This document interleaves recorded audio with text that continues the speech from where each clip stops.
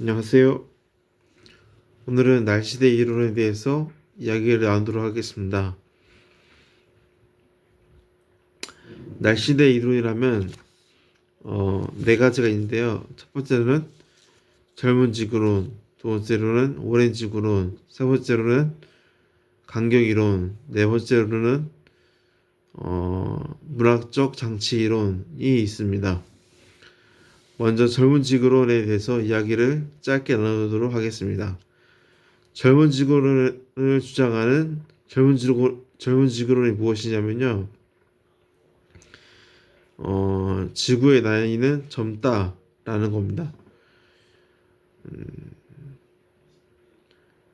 성경의 역사를 창세기부터 요한계시록까지 쭉 가서 성경의 족보에 따라 쭉 나열을 했을 때 지구의 나이는 최소 6,000년에서 아무리 길어야 만년이다라는 겁니다. 이렇게 주장하는 근거는 창세기에 나오는 날이라는 단어가 히브리어로 요미인데 이 요미라는 단어는 명사로 쓰일 때는 24시간을 의미합니다. 1차적으로. 그리고 히브리어는 특별한 이유가 없다면 1차적인 의미를 쓰는 것이 타당합니다. 그리고 저녁이 되고 아침이 되니 둘째 날이라 저녁이 되고 아침이 되니 첫째 날이라 저녁이 되고 아침이 되니 셋째 날이라 저녁이 되고 아침이 되니 넷째 날이라 이런 말들이 저녁이 되고 아침이 되니 수억년이 지났더라. 이건 말이 안 맞지 않습니다. 저녁이 되고 아침이 되니 24시간이 지났더라. 이게 맞는 말이죠. 이게 이해가 간 말이고 저녁이 되고 아침이 되니 말은 24시간을 흘렀다는 것을 보여주는 말입니다.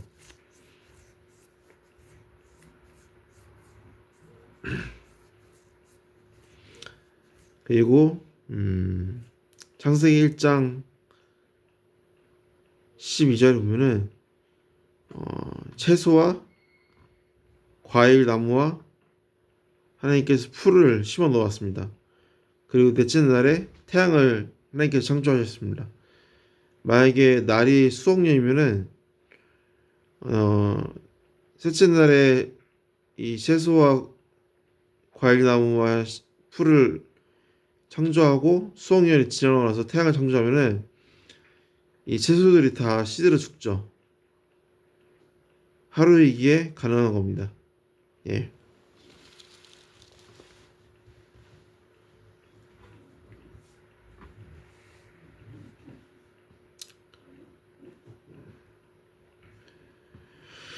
그리고 이 출애굽기로 가볼까요?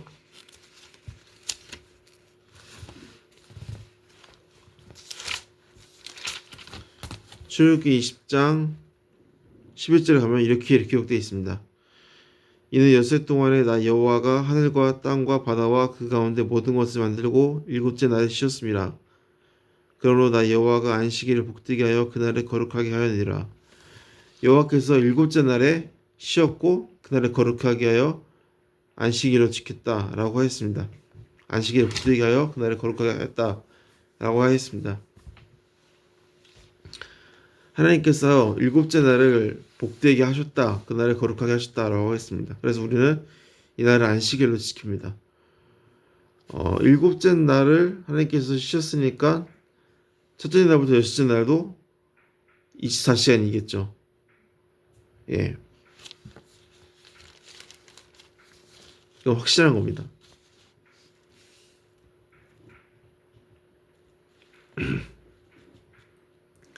두 번째로는 오랜 지구론입니다. 오랜 지구론이란 지구가 오래되었다는 겁니다. 현대 과학은 지구의 나이가 아주 오래되었다라고 합니다. 45억 년에서 46억 년 정도는 되었다 하죠. 근데 과학자들은 다들 그렇게 주장을 합니다. 성경은 거기에 대해서 어떻게 뒷받침할까요? 먼저 저녁이 되고 아침이 되니 이 표현은 상징적인 의미로 한 세대가 끝나고 다른 새로운 세대가 열리는 것을 의미합니다. 그리고 요음은 명사로 쓰이면은 1차적으로 날 24시간을 의미하지만 어떤 일정한 기간을 의미하기도 합니다. 꼭 날 24시간을 의미하지만을 하지 않습니다. 일정한 기간을 의미할 때도 있습니다.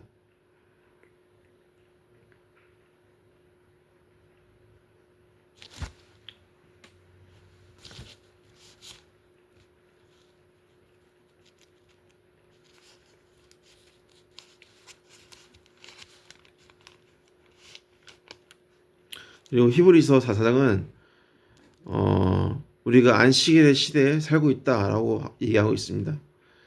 안식일의 시대에 살고 있다고.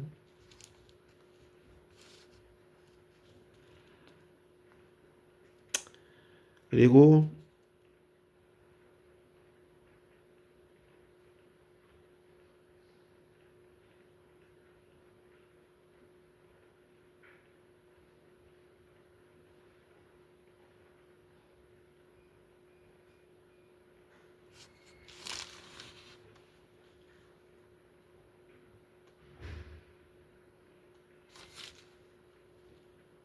예.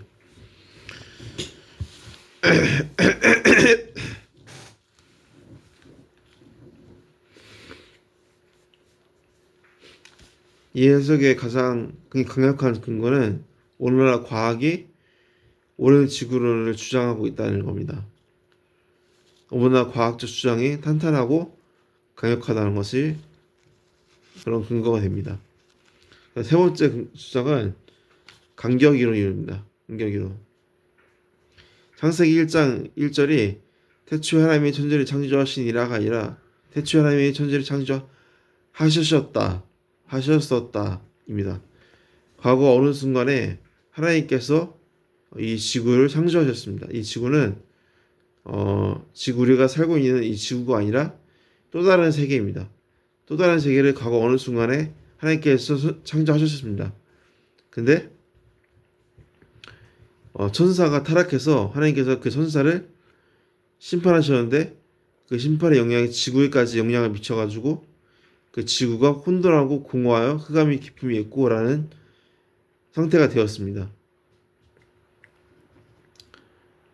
그래서 하나님께서는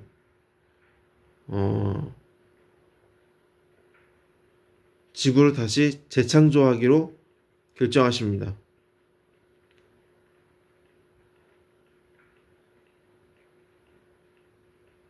그게 하나님이 이르시되 빛이 있으라 하시니 빛이 있었고 이게 재창조입니다. 이때부터 쭉쭉쭉쭉쭉 읽어 나가면은 하나님께서 지구를 재창조하시는 모습이 등장합니다. 예. 그래서 1장 1절과 1장 2절 사이에 간격이 있는데 이 간격이 길면 오랜 지구론도 짧으면 젊은 지구론도 받아들일 수 있고 받아들일 수 있습니다.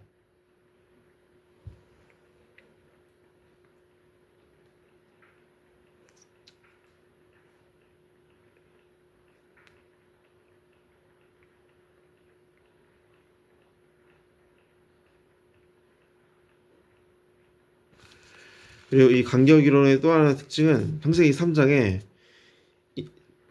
인간을 타락시킨 뱀이 등장하는데 사악한 뱀이 등장하는데 하나님께서 창조하신 모든 피조물은 선한데 이 악한 뱀은 어디서 등장했느냐? 하나님께 창조한 것은 모두 선한데 이 악한 뱀은 어디서 등장했느냐? 바로 혼돈하고 공허한 이 부정적인 존재에서 근원이 돼서 왔다라고 볼 수 있습니다. 이 간격 이론이 설명을 할 수 있는 겁니다. 자, 그리고 네 번째 문학적 장치 이론입니다. 문학적 장치 이론은 제가 그림으로 설명해야 되는데 손으로 설명하겠습니다. 배경사역, 체험사역입니다. 여기가 배경사역이고 여기 체험사역입니다. 그리고 여기가 빛, 해, 달, 별, 하늘, 바다, 새, 물고기, 그리고 음,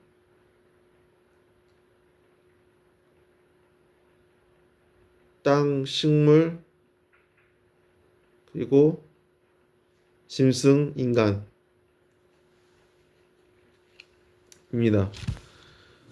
어, 그리고 이렇게 연결이 됩니다. 이러한 조직과 이러한 질서는 하나님께서 질서 있게 조직적으로 지구를 창조하셨다는 것을 보여줍니다. 하나님은 질서 있게 지구를 창조했습니다. 창세기 1, 2장은 사실 하나님의 나라를 보여주는 신학적 메시지를 보여주고자 하는 창세기 교훈이 있습니다. 그리고 그 하나님의 나라는 바로 질서 있고 조직적인 조직이 있는 나라이다라는 것을 보여주는 것이 창세기 1장의 이야기입니다. 그걸 보여주고자 이렇게 문학적 장치를 가지고 창세기 1장 저자가 이렇게 기록을 한 겁니다. 이런 문학적 장치 이론의 특징은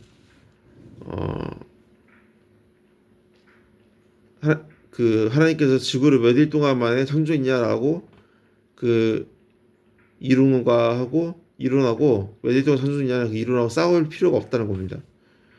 하나님께서는 그런 과학적 이론하고 싸우는 것이 아니라 하나님께서는 진리 하나님이시고 하나님께서는 인간의 구원의 이야기와 인간의 진리 이야기를 담은 그런 책이라는 것을 보여주고자 한다는 것입니다. 예, 여기까지 하겠습니다.